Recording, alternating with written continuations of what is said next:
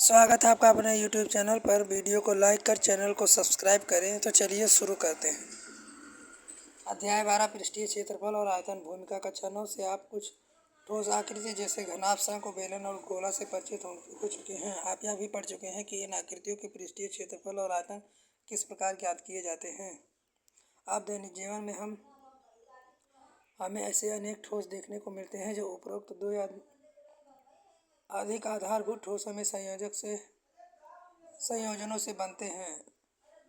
आपने एक ट्रक के पीछे रखे एक कंटेनर को अवश्य देखा होगा जिसमें एक स्थान से दूसरे स्थान तेल या पानी ले जाया जाता है। क्या इसका आकार उपरोक्त चारों ठोसों में से किसी एक के आकार जैसा है? आप यह अनुमान लगा सकते हैं। यह ठोस बेलन और उसके सिरों जैसे दो अर्धगोले लगने पर बना है।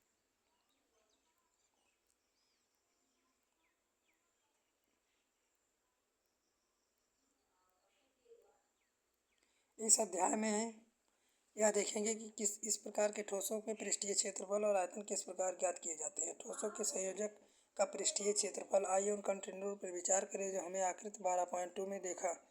इस प्रकार के ठोस पृष्ठीय क्षेत्रफल का हम कैसे ज्ञात कर सकते हैं?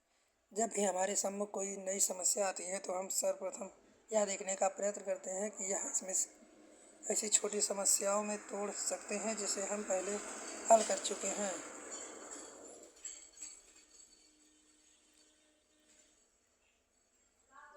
इसलिए ठोस का संपूर्ण पृष्ठीय क्षेत्रफल तीनों भागों का वक्रीय पृष्ठ क्षेत्रफल के योग के बराबर होगा। इससे हमें प्राप्त होता है ठोस का संपूर्ण पृष्ठीय क्षेत्रफल, एक अर्धगोले का पृष्ठीय क्षेत्रफल, बेलन का वक्र पृष्ठीय क्षेत्रफल, दूसरे अर्धगोले का वक्र पृष्ठीय क्षेत्रफल। पहले हम एक शंकु और अर्धगोले जैसे फिर उसके सपाट पृष्ठों को साथ साथ लाने का प्रयत्न करेंगे। निसंदेह खिलौने के पृष्ठ को चिकना रखने के लिए हम शंकु के आधार पर त्रिज्या अर्धगोले की त्रिज्या के बराबर लेंगे। इस खिलौने के बनाने में संबंध चरण 12.5 में दर्शाए गए हैं। खिलौने का संपूर्ण पृष्ठीय क्षेत्रफल गोले का CSA प्लस शंकु का CSA।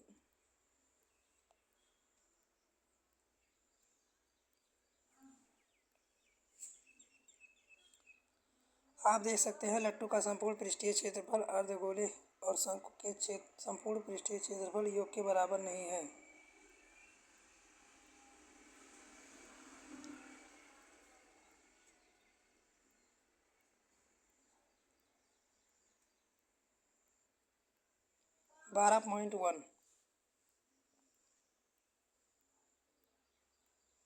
ठोसों के संयोजन का आयतन।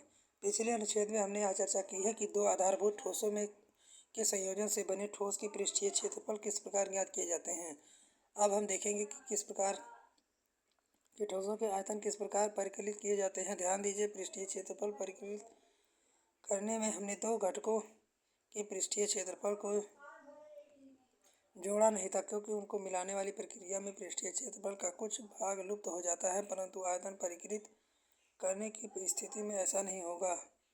दो आधारभूत ठोसों के संयोजन से बने ठोस का आयतन वास्तव में दो घटकों के आयतनों के योग के बराबर होता है, जबकि हम नीचे दिए गए उदाहरण में देख सकते हैं।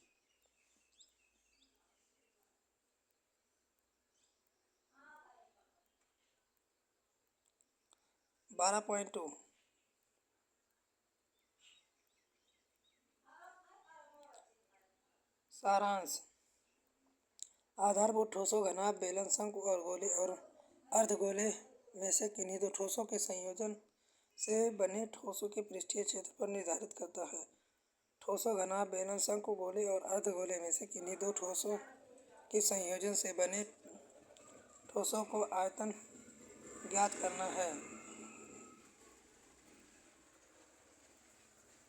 वीडियो को लाइक करें, दोस्तों के साथ शेयर करें। मिलते हैं नेक्स्ट वीडियो में, तब तक के लिए जय हिंद, जय भारत।